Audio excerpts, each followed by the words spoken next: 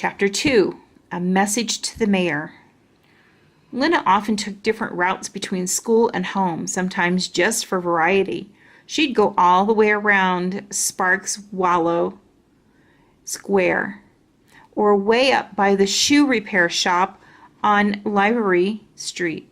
But today she took the shortest route because she was eager to get home and tell her news. She ran fast and easily through the streets of Ember. Every corner, every alley, every building was familiar to her. She always knew where she was, though most streets looked more or less the same. All of them were lined with old two-story stone buildings and wood of their window frames and doors long unpainted. On the street level were shops above the shop were the apartments where people lived. Every building at the place where the wall met the roof was equipped with a row of floodlights, big cone-shaped lamps that cast a strong yellow glare. Stone walls, lighted windows, lumpy, muffled shapes of people. Lina flew by them. Her slender legs felt immensely strong, like the wood of a bow that flexed in springs. She darted around obstacles, broken furniture left from the trash heaps or for scavengers, stoves and refrigerators that were past repair, peddlers sitting on the pavement with their wares spread out around them. She leapt over cracks and potholes. When she came to Hafter Street, she slowed a little. This street was deep and shallow. 4 of its street lamps were out and had not been fixed. For a second, Lina thought of the rumor she'd heard about light bulbs, that some kinds were completely gone. She was used to shortages of things, everyone was, but not of light bulbs. If the bulbs for the street lamps ran out, the only lights would be inside the buildings. What would happen then? How could people find their way through the streets in the dark? Somewhere inside her, a black worm of dread stirred. She thought about Dune's outburst in class. Could things really be as bad as he said? She didn't want to believe it. She pushed the thought away. As she turned onto Budlow Street, she sped up again. She passed a line of customers waiting to get into the vegetable market, their shopping bags draped over their arms. At the corner of Oliver Street, she dodged a group of washers trudging along with bags of laundry, and some movers carrying away a broken table. She passed a street sweeper shoving dust around with his broom. I'm so lucky, she thought, to have the job I want. And because of Dune Harrow, of all people. When they were younger, Lina and Dune had been friends. Together they had explored the back alleys and dimly lit edges of the city. But in their 4th year of school, they had begun to grow apart. It started one day during the hour of free time, when the children in their class were playing on the front steps of the school. I can go down 3 steps at a time, someone would boast. I can hop down on 1 foot, someone else would say. The other would chime in, I can do a handstand against the pillar. I can leapfrog over the trash can. As soon as one child did something, all the rest would do it, to prove they could. Lina could do it all, even when the dares got wilder. She yelled out the wildest one of all. I can climb the light pole. For a second, everyone just stared at her, but Lina dashed across the street, took off her shoes, socks, and wrapped herself around the cold metal of the pole. Pushing with her bare feet, she inched upward.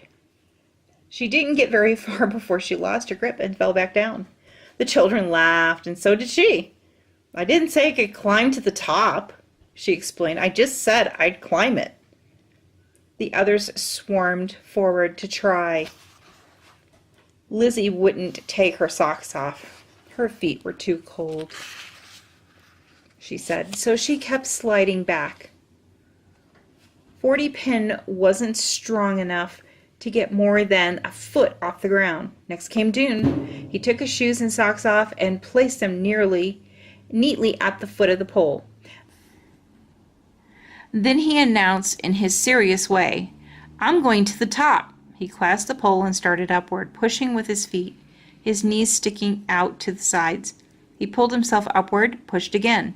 He was higher now than Lina had been. But suddenly his hand slid and he came plummeting down. He landed on his bottom with his legs poking up in the air. Lina laughed. She shouldn't have. He might have been hurt, but he looked so funny that she couldn't help it. He wasn't hurt. He could have jumped up, grinned, and walked away. But Dune didn't take things lightly. When he heard Lina and the others laughing, his face darkened. His temper rose in him like hot water. "Don't you dare laugh at me," he said to Lina. "I did better than you did. That was a stupid idea anyway, a stupid, stupid idea to climb that pole." And as he was shouting, red in the face, their teacher, Mrs. Polster, came out onto the steps and saw him. She took him by the shirt collar to the school director's office, where he got a scolding he didn't think he deserved. After that day, Lina and Dune barely looked at each other when they passed in the hallway. At first, it was because they were fluming about what had happened. Dune didn't like being laughed at. Lina didn't like being shouted at. After a while, the memory of the light pole incident faded, but by then they had got out of the habit of friendship. By the time they were 12, they knew each other only as classmates. Lina was friends with Vindy Chance, Orly Gordon, and most of all, red-haired Lizzie Biscoe, who could run almost as fast as Lina and could talk 3 times faster. Now, as Lina sped towards home, she felt immensely grateful to Dune and hoped he'd come to no harm in his pipeworks. Maybe they'd be friends again, she asked. She'd like to ask him about the pipeworks. She was curious about it. When she got to Greystone Street, she passed Clary Lane, who was probably on her way to the greenhouse. Clary waved to her and called out, "What job?" And Lina called back, "Messenger!" and ran on. Lina lived in Quillam Square, over the yarn shop run by her grandmother. When she got to the shop, she burst in the door and cried, "Granny, I'm a messenger!" Granny's shop had once been a tidy place where each ball of yarn and spool of thread had its spot in the cubby holes that lined the walls. All the yarn and thread came from old clothes that had gotten too shabby to be worn. Granny unraveled sweaters and picked apart dresses and jackets and pants. She wound the yarn into balls and the threads into spools, and people bought them to use in making new clothes. These days the shops was a mess. Long loops of strands of yarn dangled out of the cubby holes, and the browns and grays and purples were mixed in with each other, and olive greens and dark blues. Granny's customers often had to spend half an hour unsnarling the rest red yarn from the mud brown, or trying to fish out the end of the thread from a tangled wad. Granny wasn't much help. Most days she just dozed behind the counter in her rocking chair. That's where she was when Lina burst in with her news. Lina saw that Granny had forgotten to knot up her hair that morning. It was standing out from her head like a wild white frizz. Granny stood up looking puzzled. "You aren't a messenger, dear. You're a schoolgirl," she said. "But Granny, today's assignment day. I got my job, and I'm messenger." Granny's eyes lit up and she clasped her hands down on the counter. "I remember," she cried. "Messenger, that's a grand job. You'll be good at it." Lina's little sister toddled out from behind the counter of unsteady legs. She had a round face and round brown eyes. At the top of her head was a sprig of brown hair tied up with a scrap of red yarn. She grabbed onto Lina's knees. "Lina, Lina," she said. Lina bent over, took the child's hand. Poppy! Your big sister got a job. Are you happy, Poppy? Are you proud of me? Poppy said something that sounded like, hoppy, hoppy, hoppy. Lina laughed, hoisted her up, and danced with her around the shop. Lina loved her little sister so much that it was like an ache under her ribs. The baby and Granny were all the family she had now. 2 years ago, when the coughing sickness was raging through the city again, her father had died. Some months later, her mother, giving birth to Poppy, had died too. Lina missed her parents with an ache that was so strong as what she was feeling for Poppy, only it was a hollowing feeling instead of a full one. When do you start? Said Granny. Tomorrow, said Lina. I report to the messenger station at 8 o'clock. You'll be a famous messenger, said Granny. Fast and famous. Taking Poppy with her, Lina went out of the shop and climbed the stairs to their apartment. It was a small apartment, only 4 rooms, but there was enough stuff in it to fill it 20. There were things that had belonged to Lina's parents, her grandparents, and even their grandparents. Old, broken, cracked, threadbare things that had been patched and repaired dozens or hundreds of times. People in Ember rarely threw anything away. They made the best possible use of what they had. In Lina's apartment, layers of worn rugs and carpets covered the floor, making it soft but uneven underfoot. Against one wall squatted a sagging couch with round wooden balls for legs, and on the couch were blankets and pillows, so many that you had to toss some on the floor before you could sit down. Against the opposite wall stood 2 wobbly tables that held a clutter of plates and bottles, cups and bowls, unmatching forks and spoons, little piles of scraps of paper, bits of string wound up in untidy wads, and a few stubby pencils. There were 4 lamps, 2 tall ones that stood on the floor and 2 short ones that stood on the table, and in uneven lines up near the ceiling were hooks that held coats and shawls and nightgowns and sweaters, shelves that held pots and pans, jars with unreadable labels, and boxes of buttons and pins and tacks. Where there were no shelves, the walls had been decorated with things of beauty. A label from a can of peaches, a few dried yellow squash flowers, a strip of faded but still pretty purple cloth. There were drawings, too. Lina had done the drawings out of her imagination. They showed a city that looked something like Ember, except that the buildings were lighter and taller and had more windows. One of the drawings had fallen to the floor. Lina retrieved it and pinned it back up. She stood for a moment and looked at the picture.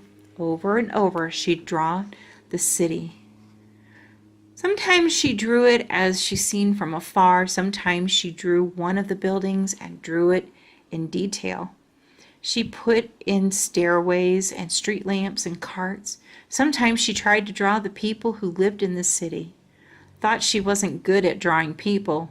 Their heads always came out too small, and their hands looked like spiders.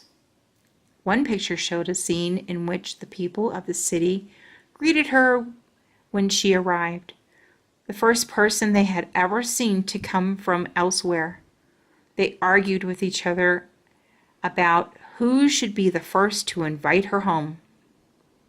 Lina could see the city so clearly in her mind that she almost believed it was real. She knew it couldn't be, though. The book of the City of Ember, which all children studied in school, taught otherwise. The City of Ember was made for us long ago by the builders, the book said. It is the only light in the dark world. Beyond Ember, the darkness goes on forever in all directions. Lina had been to the other border of Ember. She had stood at the edge of the trash heaps and gazed into the darkness beyond the city, the unknown regions. No one had ever gone far into the unknown regions, or at least no one who had gone far and returned. And no one had ever arrived in Ember from an unknown region either. As far as anyone knew, the darkness did go on forever. Still, Lina wanted the other city to exist. In her imagination, it was so beautiful and it seemed so real. Sometimes she longed to go there and take everyone in Ember with her. But she wasn't thinking about the other city now. Today she was happy to be right where she was. She sat Poppy on the couch. "Wait there," she said. She went into the kitchen where there was an electric stove and a refrigerator that no longer worked and was used to store glasses and dishes so Poppy couldn't get to them. Above the refrigerator was shelves holding more pots and jars, more spoons and knives, a wind-up clock that Granny always forgot to wind, and a long row of cans. Lina tried to keep the cans in alphabetical order so she could find what she wanted quickly, but Granny always messed them up. Now she saw there were beans at the end of the row and tomatoes at the beginning. She picked out a can labeled baby drink and a jar of boiled carrots, opened them, poured the liquid into a cup and the carrots into a little dish, and took these back to the baby on the couch. Poppy dribbled baby drink down her chin. She ate some of the carrots and poked others between the couch cushions. For the moment, Lina felt almost perfectly happy. There was no need to think about the fate of the city right now. Tomorrow, she'd be a messenger. She wiped the orange goop off Poppy's chin. "Don't worry," she said. "Everything will be all right." The messenger's headquarters was on Clothing Street, not far from the back of the gathering hall. When Lina arrived the next morning, she was greeted by Messenger Captain Alice Fleury, a bony woman with pale eyes and hair of color of dust. "Our new girl," said Captain Fleury to the other messengers, a cluster of 9 people who smiled and nodded at Lina. "I have your jacket right here," said the captain. She handed Lina a red jacket like the one all messengers wore. It was only a little too large. From the clock tower of the gathering hall came a deep, reverberating bong. 8 o'clock, she cried. She waved a long arm. "Take your stations!" As the clock sounded 7 more times, the messengers scattered in all directions. The captain turned to Lina. "Your station," she says, "is Garn Square." Lina nodded and started off, but the captain caught her by her collar. "I haven't told you the rules," she said. She held up a knobby finger. 1. When a customer gives you a message, repeat it back to make sure you have it right. 2. Always wear your red jacket so people can identify you. 3. Go as fast as possible. Your customers pay 20 cents for every message, no matter how far you have to take it. Lina nodded. "I always go fast," she said. 4, the captain went on.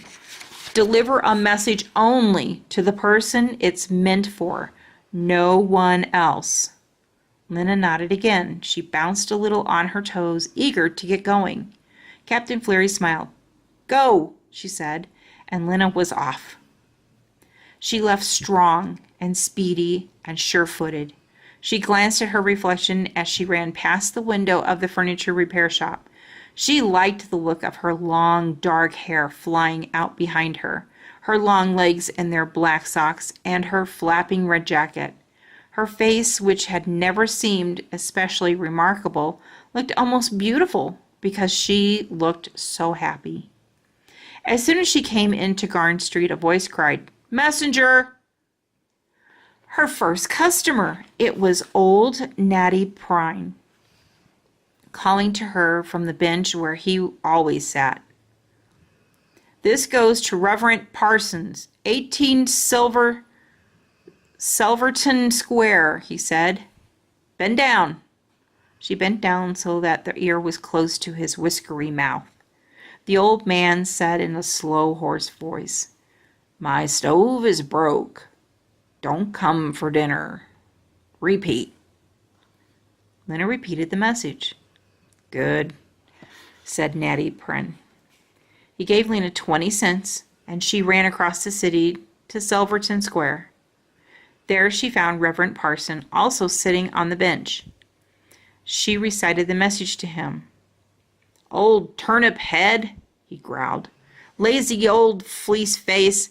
He just doesn't want to feel like cooking. No reply. Lina read back to the Garden Square, passing a group of believers on the way. They were standing in a circle, holding hands, singing one of their cheerful songs. It seemed to Lina there was more believers than ever these days. What they believed in she didn't know, but it must make them happy. They were always smiling.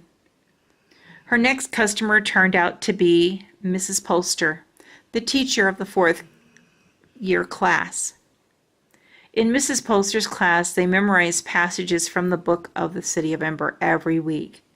Mrs. Polster had charts on the wall for everything with everyone's name listed. If you did something right, she made a green dot for your name. If you did something wrong, she made a red dot. What you need to learn, children, she always said in her resonant, precise voice, is the difference between right and wrong in every area of your life. And once you learn the difference, here she would stop and point to the class, and the class would finish the sentence. You must always choose the right. In every situation, Mrs. Polster knew what the right choice was. Now here was Mrs. Polster again, looming over Lina and pronouncing her message. To Anisette Lafrond, 39 Hum Street, as follows, she said. My confidence in you has been seriously diminished since I heard about the disruptible activity in which you engaged on Thursday last. Please repeat. It took Lina 3 times to get this right. Uh-oh. A red dot for me, she said. Mrs. Polster did not seem to find this amusing. Lina had 19 customers that first morning. Some of them had ordinary messages. I can't come on Tuesday. Buy a pound of potatoes on your way home. Please come and fix my front door. Others had messages that made no sense at all to her, like Mrs. Polster's. But it didn't matter. The wonderful part of being a messenger was not the message, but the places she got to go. She could go into the house of people she didn't know, and hidden alleyways and little rooms in the back of stores. In just a few hours, she discovered all kinds of strange and interesting things.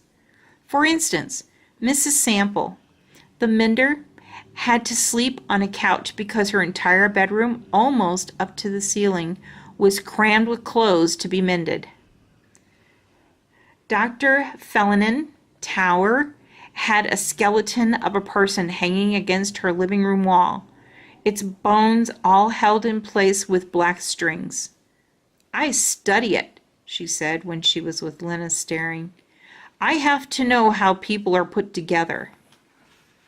At a house on Caillou Street, Lina delivered a message to a worried-looking man whose living room was completely dark. I'm saving on light bulbs, the man said, and when Lina took a message to the Can Cafe, she learned that on certain days the back room was used as a meeting place for people who liked to converse about great subjects. Do you think an invisible being is watching over us all the time? She heard someone ask. Perhaps, answered someone else. There was a long silence, and then again, perhaps not. All of it was interesting. She loved finding things out, and she loved running, and even by the end of the day, she wasn't tired. Running made her feel strong and big-hearted. It made her love the place she ran through and the people whose messages she delivered. She wished she could bring all of them good news they so desperately wanted to hear. Late in the afternoon, a young man came up to her, walking with a sort of sideways lurch. He was an odd-looking person. He had a very long neck with a bump in the middle and teeth so big they looked as if they were trying to escape from his mouth. His black, bushy hair stuck out from his head in untidy tufts. "I have a message for the mayor," says the gathering hall, he said. He paused to let the importance of this be understood. "The mayor," he said. "Did you get that?" "I got it," said Lina. "All right. Listen carefully. Tell him. Delivery at 8 from Looper." Repeat it back. "Delivery at 8 from Looper." Lina repeated. It was an easy message. "All right. No answer required." He handed her 20 cents and she sprinted away. The gathering hall occupied one entire side of the Harkin Square, which was the city's central plaza. The square was paved with stone. It had a few benches bolted to the ground here and there, as well as a couple of kiosks for notice. Wide steps led up to the gathering hall, and fat columns framed its big door. The mayor's office was in the gathering hall. So were the offices of the clerks, who kept track of which buildings had broken windows, what street lamps needed repair, and the number of people in the city. There was the office of the timekeeper, who was in charge of the town clock, and there were offices for the guards, who enforced the laws of Ember, now and then putting pickpockets or people who got in fights into the prison room, a small one-story structure with a sloping roof that jutted out from one side of the building. Lina ran up to the steps and through the door into the broad hallway. On the left was a desk, and at the desk sat a guard. Barton Snowd, assistant guard, said, a badge on his chest. He was a big man with wide shoulders, brawny arms, and a thick neck. But his head looked as if it didn't belong to his body. It was small and round and topped with a fuzz of extremely short hair. His lower jaw jutted out and moved a little from side to side, as if he were chewing on something. When he saw Lina, his jaw stopped moving for a moment and his lips curled upward in a very small smile. "Good day," he said. "What business brings you here today?" "I have a message for the mayor." Very good, said Barton Snowd, heaved himself to his feet, stepped this way. He led Lina down the corridor and opened a door marked Reception Room. "Wait here, please," he said.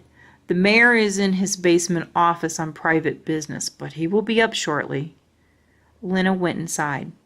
"I'll notify the mayor," says Barton Snowd. "Please have a seat. The mayor will be right with you. Or pretty soon." He left, closing the door behind him. A second later, the door opened again, and the guard's small fuzzy head reappeared. "What is the message?" he asked. "I have to give it to the mayor in person," said Lina. Of course, he said. The door closed again. He doesn't seem very sure about things, Lina thought. Maybe he's new at the job. The reception room was shabby, but Lina could tell that it had once been impressive. The walls were dark red with brownish patches where the paint was peeling away. In the right-hand wall was a closed door. An ugly brown carpet lay on the floor, and on stood a large armchair covered in itchy-looking red material, and several smaller chairs. A small table held a teapot and some cups, and a large table in the middle of the room displayed a copy of the book of the City of Embers, lying open as if someone were going to read from it. Portraits of all the mayors of the city since the beginning of time hung on the walls, staring solemnly from behind pieces of old window glass. Lina sat in the big armchair and waited. No one came. She got up and wandered around the room. She bent over the book of the city of Ember and read a few sentences. The citizens of Ember may not have luxuries, but the foresights of the building, who filled the storerooms at the beginning of time, has ensured that they will always have enough, and enough is all that people of wisdom need. She flipped a few pages. The gathering hall clock, she read, measures the hours of night and day. It must never be allowed to run down. Without it, how would you know when to go to work and when to go to school? How would the light director know when to turn the lamp lights on and when to turn them off again? It is the job of the timekeeper to wind the clock every week and to place the date sign in Harkin Square every day. The timekeeper must perform these duties faithfully. Lina knew that not all timekeepers were as faithful as they should be. She had heard of one some years ago who often forgot to change the date sign so that it might say Wednesday, week 38, year 227 for several days in a row. There had even been timekeepers who forgot to wind the clock so that it might stand at noon or at midnight for hours at a time, causing a very long day or a very long night. The result was that no one really knew anymore exactly what day of the week it was, or exactly how many years had it been since the building of the city. They called this the year 241, but it might have been 245 or 239 or 250. As long as the clock's deep boom rang out every hour and the lights went on and off more or less regularly, it didn't seem to matter. Lina left the book and examined the pictures of the mayors. The seventh mayor, Pod Morthwart, was her great, she didn't know how many greats, grandfather. He looked quite dreary, Lina thought. His cheeks were long and hollow, his mouth turned down at the corners, and there was a lost look in his eyes. The picture she liked best was of the fourth mayor, Jane Larkett, who had a serene smile and fuzzy black hair. Still, no one came. She heard no sounds from the hallway. Maybe they'd forgotten her. Lina went over to the closet door in the right hall. She pulled it open and saw stairs going up. Maybe while she waited, she'd just see where they went. She started upward. At the top of the first flight was a closed door. Carefully, she opened it. She saw another hallway and more closed doors. She shut the door and kept going.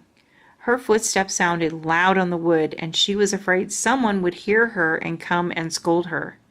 No doubt, she was not supposed to be there, but no one came, and she climbed on, passing around another closed door. The gathering hall was the only building in the Ember with 3 stories. She had always wanted to stand on its roof and look out at the city. Maybe from there, it would be possible to see beyond the city into the unknown region. If the bright city of her drawings really did exist, it would be out there somewhere. At the top of the stairs, she came to the door marked Roof, and she pushed it open. Chilly air brushed against her skin. She was outside. Ahead of her was a flat gravel surface, and above 10 paces away she could see the high wall of the clock tower. She went to the edge of the roof. From there she could see the whole of Ember. Directly below was Harkin Street, where people were moving this and that, all of them appearing from this top-down view more around than tall. Beyond Harkin Square, the lighted windows of the building made checkered lines, yellow and black, row after row in all directions.